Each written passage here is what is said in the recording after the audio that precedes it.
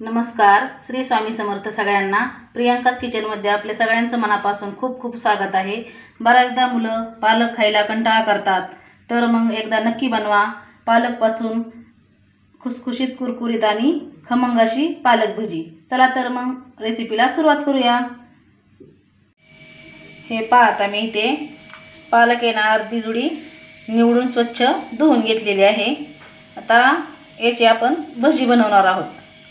आता हे भजी आपण थोडेसे वेगळ्या पद्धतीने बनवणार आहोत. आता त्यासाठी भजी बनवण्यासाठी मी इथे 1 वाटी बेसन पीठ घेतलेलं आहे. अशी बारीक चिरून घेतलेली कोथिंबीर आहे. 1 मोठ्या आकाराचा कांदा असा मी उभा आणि पातळ कापून घेतलेला आहे. तुम्ही कसा उभा किंवा चौकोनी कापला तरी पण चालेल. इथे मी 1 मध्यम आकाराचा बटाटा साल काढून असा किसून स्वच्छ धुवून घेतलेला आहे. आता त्याला आपल्याला अर्धी वाटी इथे तांदळाचं पीठ लागणार आहे. 8 ते 10 लसणाच्या पाकळ्या मी इथे ठेचून घेतलेल्या आहेत. 1 चमचा ओवा घेतलेला आहे. चवीपुरतं मीठ घेतलेलं आहे आणि लाल तिखट घेतलेलं आहे. लाल तिखट आणि मीठ तुम्ही तुमच्या आवडीनुसार कमी जास्त करू शकता. लाल तिखटऐवजी तुम्ही हिरवी मिरची वापरली तरी पण चालेल. आता आपल्याला भजी बनवायची आहे, त्यासाठी इथे मी पालक स्वच्छ धुवून घेतलेला आहे. तो आता आपल्याला एकदम बारीक असा चिरून घ्यायचा आहे. हे पहा, आता मी इथे पालक असा बारीक चिरून घेतलेला आहे. आता आपल्याला भज्याचं पीठ मळून घ्यायचं आहे. त्यामध्ये आपल्याला लगेच 1 वाटी आपण कांदा घेतला होता ना, तो असा चुरून घ्यायचा आहे. तुम्हाला किती भजी बनवायची त्यानुसार पालक कांदा घेऊ शकता. तर पालक खायला मुलं कंटाळा करतात, त्यामुळे तुम्ही अशा प्रकारे भजी बनवली ना, मुलं एकदम पटकन भजी संपून टाकतात आणि पालक पण त्यांच्या पोटामध्ये जातो. त्यामुळे पालकाचे तुम्ही वेगवेगळे पदार्थ बनवून मुलांना नक्की खाऊ घाला. आता त्यामध्येच आपल्याला 1 वाटी घेतलेलं बेसन पीठ टाकून घ्यायचं आहे. ठेचून घेतलेलं लसूण पण टाकायचं आहे. लसूण ठेचून घेतला ना की मग आपल्या पालकाला एकदम खमंग असा टेस्ट येते. मी ओवा 1 चमचा घेतलेला आहे. तो पण असा हातावरती क्रश करून घातलेला आहे, म्हणजे त्या ओव्याचा सुगंध एकदम छान येतो. तो पोटासाठी खूप फायदेशीर आहे. तर चवीनुसार मीठ घेतलेलं आहे. मी इथे लाल तिखट घेतलेलं आहे चवीनुसार. तुम्ही हिरवी मिरची टाकली तरी पण चालेल. कोथिंबीर घेतलेली आहे भरपूर अशी चिरून बारीक. आता त्यामध्येच मी लगेच अर्धी वाटी तांदळाचं पीठ टाकणार आहे. तांदळाचं पीठ टाकल्यामुळे ना आपल्या भज्याला एकदम मस्त कुरकुरीतपणा येतो आणि खायला ते एकदम मस्त लागतात. आता ते सर्व आपल्याला या पालकमध्ये मिक्स करून घ्यायचं आहे. आता ते मिक्स झाल्याच्या नंतर आपण जे बटाटा किसून घेतला होता ना, तो मी त्याचं पाणी काढून तो पण घेतलेला आहे. असा बटाटा टाकल्यामुळे ना भज्याला एक वेगळाच फ्लेवर येतो आणि भजी आपली खूप खमंग बनतात. आता हे पीठ आपल्याला भज्याचं असं ह्या बटाट्यामध्ये अंगचंच पाणी असतं ना, त्यामुळे पाणी आपल्याला लगेच टाकायचं नाही. असं बटाट्यामध्ये आणि पालकामध्ये कांद्यामध्ये पाणी असतं, ते असंच आपल्याला चुरून असंच मळून घ्यायचं आहे. तुम्हाला जर लागलं तर थोडंसं पाणी टाकून घ्या.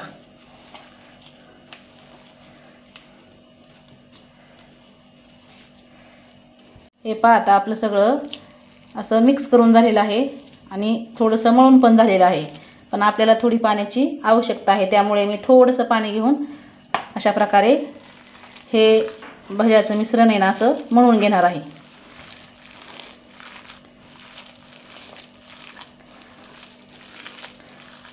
अशा पद्धतीने भजे बनवले ना मुलांना एकदम खायला आवडतात आणि मुलं पटकन ही पालकची भजी संपून टाकतात. त्यामुळे तुम्ही पण नक्की अशा प्रकारे एकदा भजी करून पहा. आता इथे आपलं भज्याचं पीठ मळून तयार आहे. हे पहा, आता मी अशा प्रकारे आपल्या भज्याचं पीठ तयार झालेलं आहे. आता आपण तळण्यासाठी घेऊ. हे पहा, आता मी गॅसवरती कढईमध्ये तेल टाकून घेतलेलं आहे. आता ते आपल्याला छान प्रकारे तापून घ्यायचं आहे. तेल तापल्याच्या नंतर आपण भजे बनवायला घेऊ. हे पहा, आता आपलं तेल एकदम छान प्रकारे तापलेलं आहे. त्यामध्ये आता आपण भजे सोडून घेऊ.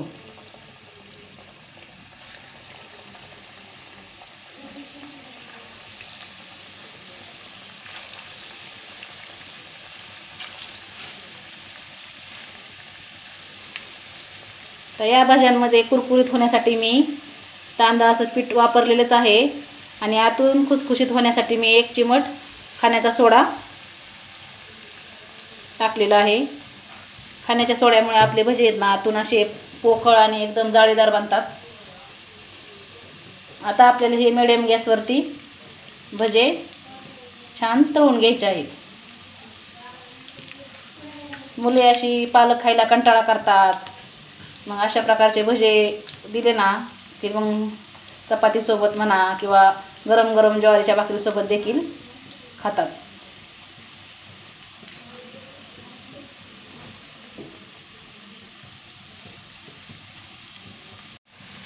पालकमध्ये ना व्हिटॅमिन सी आणि कॅल्शियम पण भरपूर प्रमाणात असते, त्यामुळे पालक तुम्ही मुलांना नक्की कोणत्या ना कोणत्या प्रकारे खाऊ घाला. आता हे भजे आपल्याला असेच मस्त ब्राऊन रंगावरती तळून घ्यायचे आहेत. तसेच पालक खाल्ल्यामुळे ना आपल्या शरीरातील रक्त वाढण्यासाठी मदत होते, त्यामुळे ज्या व्यक्तींना रक्ताची कमतरता आहे त्या व्यक्तींनी पालकाचा आहारामध्ये समावेश नक्की करावा. हे पहा आपले भजे आहेत ना मस्त तळून झालेले आहेत. आता आपण एका डिशमध्ये काढून घेऊ.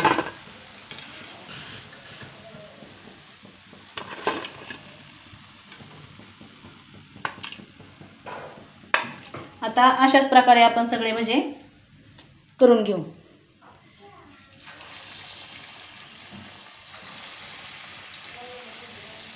असं थोडं थोडं करत आपल्याला भज्याचं जसं आपण पीठ सोडतो ना त्याच पद्धतीने असं पीठ सोडत आपल्याला सगळी भजी करून घ्यायची आहे.